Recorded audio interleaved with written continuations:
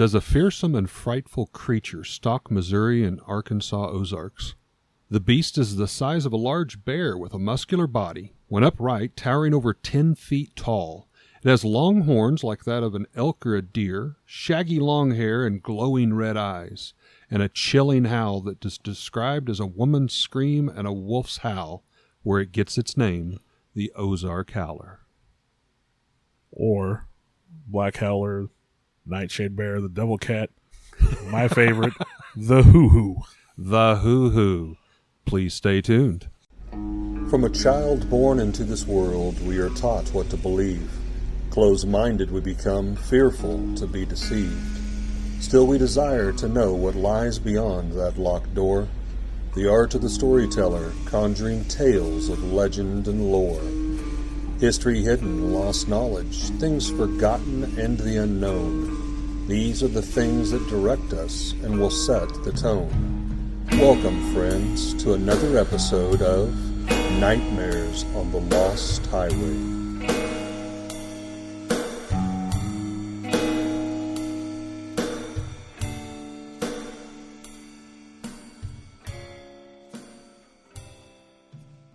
The Ozark Howler. This is an interesting one that kind of takes place in our neck of the woods, so to speak, here in the southern Missouri Ozarks. Also includes Arkansas, Oklahoma, and as far south as Texas.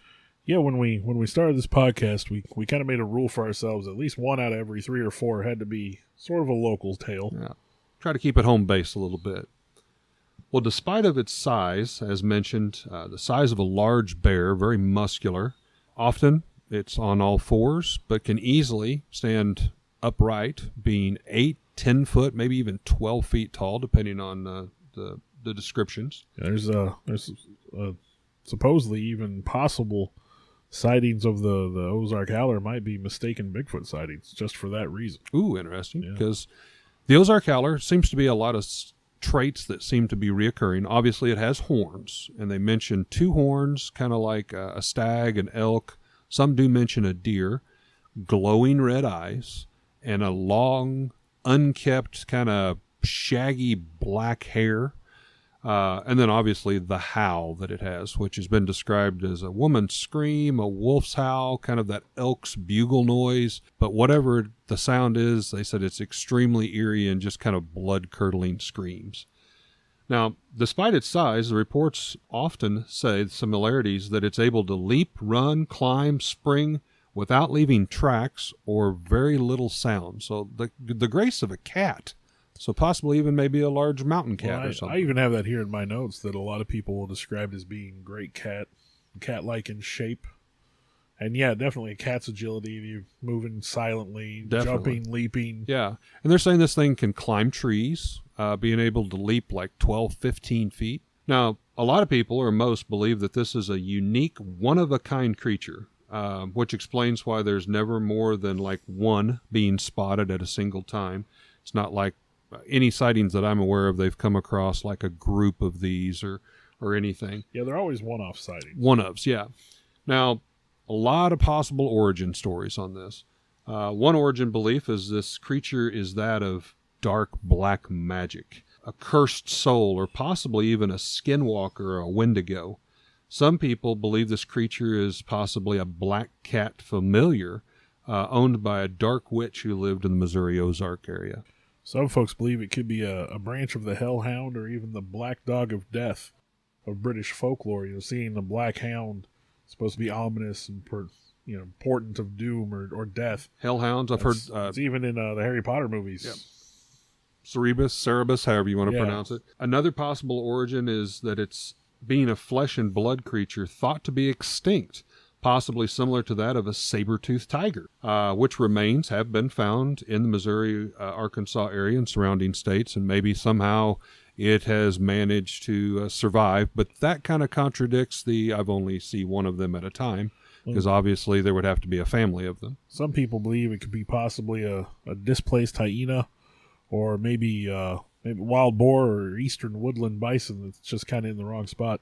Another kind of fourth possible origin is that it's a hybrid crossbreed, kind of like what you were touching upon, but it's actually believed to be very docile.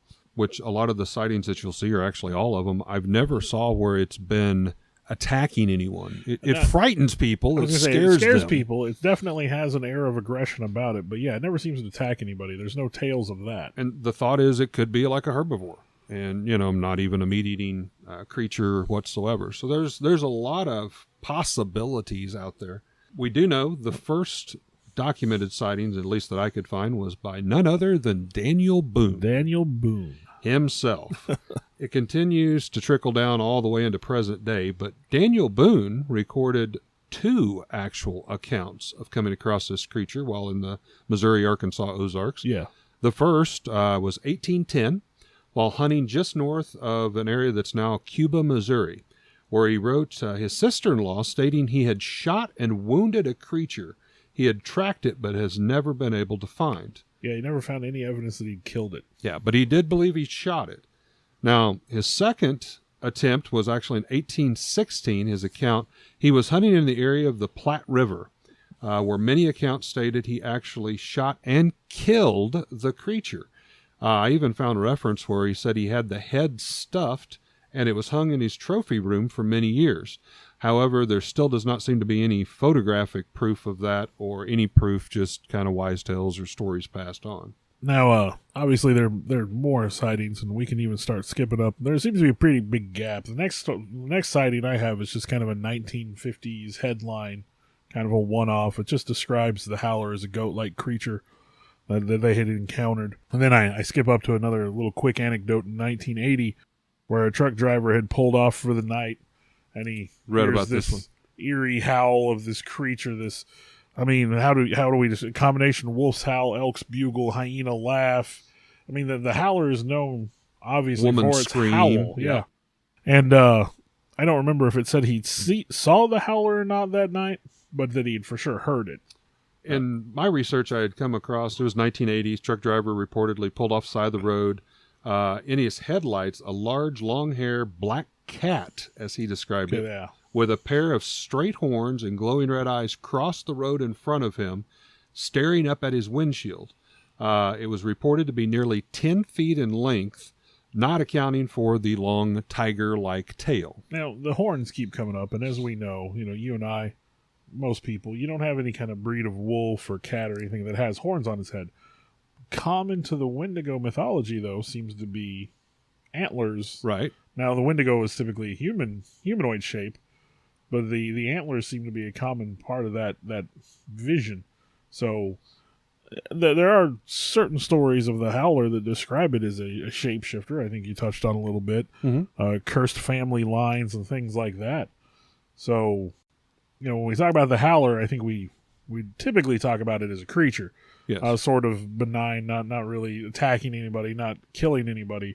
But it could be. Maybe it ties into Wendigo folklore. And this truck driver reported that as basically a large cat-like, which does go back to the saber-tooth type witness accounts too. Yeah. I had stumbled across, I thought, kind of an uncanny story I wanted to share here real quick, and I call it the church story. In the late 1890s, there was a church in Arkansas that had a stained glass window depicting this monster. Now, I thought, how odd is this? While many thought this was strange, the church officials stated that they just wanted to honor the local history and the beliefs. The stained glass stayed present in the church until a new minister was hired many years later, who was not supportive at all for anything not of Christianity, and demanded it be removed immediately. Now, according to legend, the historic account was within weeks the church burned to the ground once that stained glass window was removed. See, there seems like there's more of a supernatural element to some of the sightings. For sure. The locals believed it was due to the howler retaliating due to the lack of respect for its place in the Ozark tradition. Now, I got to admit, that took me back to underworld kind of aspects. A church that has a stained glass window with it, that does sound a little creepy, a little weird. I'm not trying to, I'm not going to belittle anybody's church of choice or anything like that, but that is kind of strange. That's kind of bizarre, a little bizarre. But as you mentioned, there kind of seems to be segments, and there was a kind of a large pause. It seemed to be like in the 1940s, 30s era.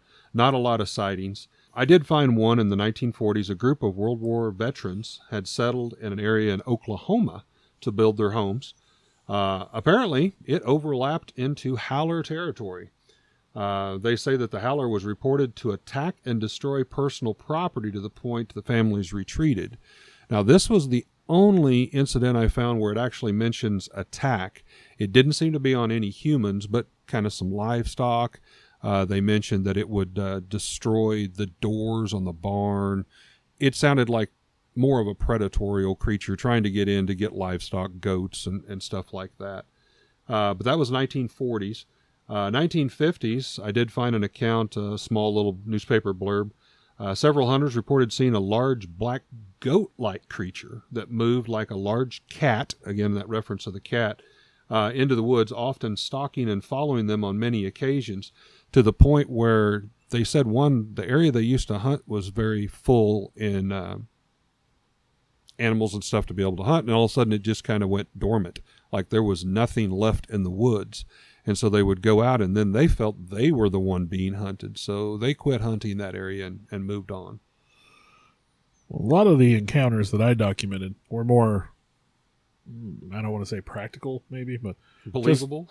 Anecdotal, a little more believable. In the 1990s, there were a rash of sightings that were unfortunately proven to be a hoax. Yes, by a university student, Lauren Coleman, prominent cryptozoologist, even came down to investigate. He believes the howler in general to be an absolute hoax, but he said this little set of sightings, of course, didn't help anything. But it was an actual orchestrated hoax just to prove that people would buy into the story. Yep. Then between 2005 and 2010, the howler was spotted many times. There was a family living north of Van Buren in the Boston Mountains of Crawford County. They had set up trail cams after they had spotted what they thought was a cougar. They even supplied images to the Fort Smith TV station. It shows a big cat similar to a cougar. Of course, a cougar, out of place. This is in Arkansas. Wildlife officials will tell you there are no cougars in Arkansas. Oh, absolutely. Can't have those. I can even give some anecdotal evidence. You know, they say that we don't have mountain lions, we don't have cougars. Whatever. And if you contact Missouri Conservation, they'll tell you we don't have a breeding population, and maybe we don't. Maybe we have a transient population, but I've heard some anecdotal evidence from even friends of mine of mountain lions being sighted. I have personally spotted one. Yeah, there have been photos recently. A friend of mine even talked about having a friend of his had a couple of big dogs that he kept in like a 6-foot pen, and something got into the pen without opening the door, killed both of the dogs, and took one of them out. Okay, yeah. And that is definitely mountain lion material. Absolutely, there. Yeah. So maybe howler sightings, they describe a big cat, maybe, it's always black in color. The only thing that doesn't match there is that it does say the howler has a long, stringy, shaggy-looking hair. They even describe mountain some cats descriptions have a goat-like beard, like you said. You've got a goat-like appearance, but very prowler, quiet, stealth mode kind of similarities. A mountain lion or cougar definitely fits that description. During that same 2005 to 2010 time frame, there were sightings in eastern Oklahoma and then also sighting near Dardanelle in the Arkansas River Valley, where they described strange sounds similar to a hyena laugh. So. Now, I went back, I found a little blurb in 1998. There was a very vague report of, in the Branson, Missouri area, of some hunters killing an unknown species. It matched the Ozark Howler report that they had killed this creature. However, ironically, this is 1998, I couldn't find a single photograph. So I can't say it really added a lot of sustenance, but it was local. They said they killed it, and maybe I have to chalk that one up. 1998 time frame, you're talking, the internet was kind of, infancy. It was definitely available. I think something like that might have popped up. You would have thought so. Now, 2015, I don't know if you touched on this one or not. There was some hikers reported spotting a creature at Devil's Den State Park. Yeah, I hadn't talked about that, but I do have it listed. That was in Arkansas. Some photos had surfaced, but I must say this resembled more of a mangy dog without hair. No, I will say the photos... Photoshop deer antlers put on it. Yeah, 2015 in Devil's Den State Park near Yellow Rock Trail. The pictures do not match the accepted description. If you look it up, you will see, you can find these pictures on the internet.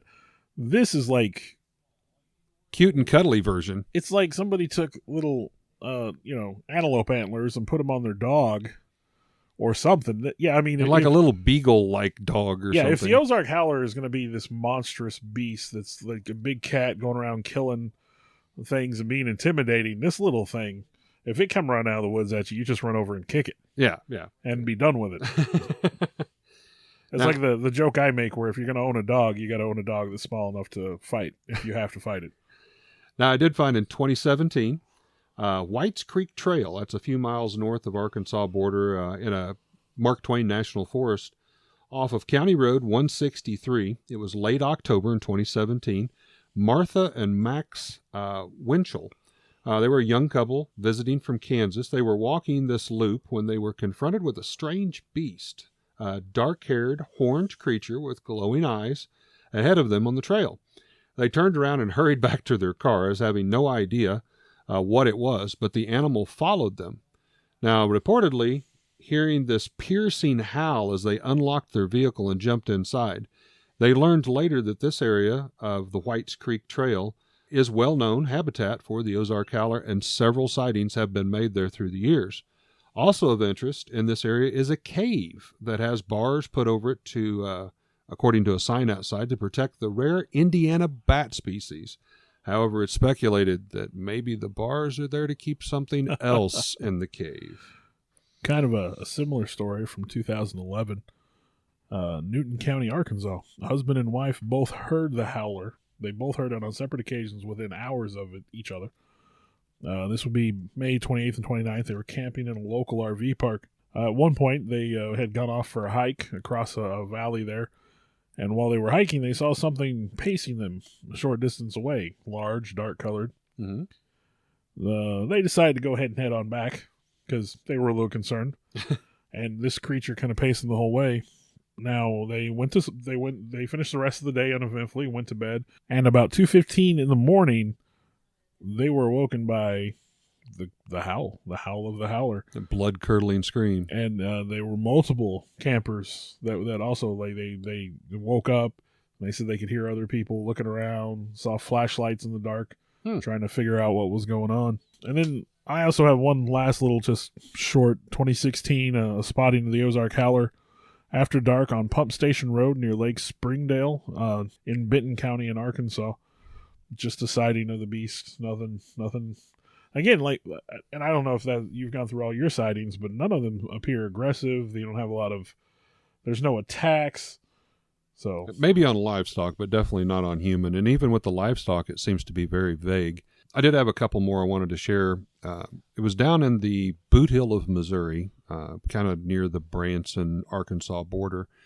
There was a young couple, natives to Missouri, and one night the wife was out on the front porch, and if memory serves me correct, the husband was in the music industry, so he had a lot of recording devices and stuff. She would often go out on the front porch and maybe have a cup of coffee or smoke a cigarette, and she heard these howls. Now, the thing that was interesting about this was it was totally contradictory to what we've talked about. There were multiples, like one would howl in another area, another would answer. Now, this goes back to Sasquatch type of stuff is where my mind went. it definitely does have a ring of Sasquatchiness to it. Yes, squatchiness. But she decided, this occurred so many times that she just went and got some of her husband's equipment. It was like a nightly ordeal that she went out and recorded it. The husband was finally kind of intrigued. Why do you keep bringing this out here? What are you doing? And one night in particular, they mustered up the courage, I guess, took a flashlight and went down to one of the spots where they were hearing this and had an encounter themselves. And they described it as a stocky wolf-cat cross. Did mention glowing eyes. There was no mention of they were red or not. Mangy, stringy, dark black hair. They did mention the traditional horns and said it leaped from one side of the ditch across the road to the other side of the ditch and didn't touch. So, you got to consider probably at least an 8-foot, a small trail road anyhow. They later rushed back to the house, and they had been recording, like I said, these sounds for quite some time. Well, they contacted an animal tiger wolf expert from It used to be called Exotic Animal Paradise. I think now it's been renamed. Oh, yeah, no, I don't know what they call it now, but yeah, your Exotic Animal Paradise. It used to be Exotic Animal Paradise. Like Wild Animal Safari, maybe? Yes, or something Wild like Animal that. Safari. I think that's it. Well, they got this gentleman to come down and actually listen. And again, this is the person who would care veterinary wise, feed wise for all the animals there, especially wolves, big cats. He listened to the sounds, and again, being familiar with all those things, he said that the sounds that they had recorded did not match a wolf, did not match a big cat, and therefore he was unconclusive of what it could be. But that kind of was interesting that was the first sighting that I could find where there seemed to be multiples that were answering one another. My last report that I had was July 27th, 2018, and this was a conservation area up near Newburgh, outside of Rolla, Missouri. Now there we have Terry Shrout and Dean Grain. They had spotted the creature while they were shining a flashlight in the direction of the sounds that they heard while they were out walking in the evening. So this thing stood upright, rising well over the height of like 7-8 foot, the tallest member of the group, and that it leaped across the span of the road, the span of about 15 to 20 foot, landing with the grace of a large cat. It said definitely they saw the famous long horns, long stringy black hair, and the glowing red eyes. Now they said this thing was almost traveling in the trees, however. They had startled it, or it had startled them, kind of in a ditch, but said it leaped up into the tree and then across the road almost into another tree, which again sounds very cat-like to me. Again, and we described this thing standing upright, which, I mean, I know bears are known to do that. Right. And we have black bears, of course, in this area. Yeah, I mean, canines can, wolves and dogs and whatnot, but they don't do it as a matter like a dog doesn't just stand up on its back legs for no reason. Right. And cats, I don't think they could do it gracefully, at least. Yeah, I mean, those are not animals that typically do a standing upright on two legs, which is where you get possibly some encounters with the Ozark Howler, maybe Bigfoot or Sasquatch or whatever you want to call it. Right. Now, some people have speculated, we mentioned bears, that it could be some form of a hybrid black bear that has longer hair. But red eyes could be the reflection of a flashlight, but obviously no bear has horns. I was going to say, you keep going back to the horns and the antlers or whatever, and it's just... Yeah. And I've heard bears, they don't really sound like a woman's scream. Being a native of Missouri, I've been out coon hunting and stuff, and I've... like a bobcat is what comes to mind, because a bobcat it'll bring the hair on the back of your neck up. It sounds like a baby or a woman screaming. Well, I know we said we'd talk about anecdotes if we had to share them. I do have a story from years and years ago. I would have been 10, 11 maybe. So I would have made my brother 6, 7 years old. We were in bed, going to sleep. I think we were the only ones home at the time. And I remember hearing, like, we didn't have air conditioning, so we had the windows open. We lived kind of in the country. Mm-hmm. And I remember hearing this blood-curdling scream. Just scared me and my brother. I remember us huddled under the blankets, daring each other to look out the window to figure out what that was. Double dog dare you. And then, of course, mind plays tricks. We could swear that we heard something under the window, and, maybe we did, maybe we didn't. Maybe it was windy and it was moving the grass or whatever. But I remember hearing the scream. Just this god out scared us. So the next day, being the intrepid young folk that we were going to go investigate. We want to find out what we heard or saw. So we went down by my great-grandfather's pond that he had, which was the adjoining property, because where else would you go investigate, right? Sure. Of course, we weren't supposed to be by the pond, so we were investigating. But I do remember finding large prints in the mud along the banks of the pond, were far larger than any of the neighborhood dogs. I mean, my grandpa had a Pomeranian. I think my great-grandpa had a Spitz, which, those are small dogs. Yeah, small to medium. To medium. But these prints were probably 4 or 5 inches, to the best of my memory. Now, filling in the gaps over the years, I've always said that maybe it was mountain lion or whatever, but right. Not being able to say with 100% certainty, maybe I had a howler encounter just outside of Lakeway, Missouri. Oh, there you go. I guess the only closest thing I can relate to, and I wouldn't call it the howler, but definitely mountain lions. We used to live out East 32 here in an area by Hidden Valley Lake. And growing up out there as a teenager, one summer I bucked hay, made a little extra money, and I would help a neighbor lady down the road till her garden. And on the first incident, I was talking to this lady, and her husband had passed away. She had mentioned that one night before they got their house built, they had a mobile home trailer. It was right down by the river. I mean, literally, you could throw a rock out the back window and hit the water. She said her and her husband was laying in bed one night, and they heard this they said it sounded like a sack of potatoes that was dropped on their roof. They both just kind of sat straight up in bed. He grabbed a shotgun, and whatever this was, it was walking across their roof, but said it was so heavy, it sounded like it was like going to come through the roof with every step. And said the husband, opened the front door, had a little front porch, and pointed the shotgun directly up above, and said a mountain lion literally peeked its head over and looked at them. They immediately shut the door and went inside. Yeah, but we don't have mountain lions. We don't have mountain lions. So that never happened. Now, that would have been back in the time frame that she was telling me, probably the mid-1970s. Fast forward to 1987.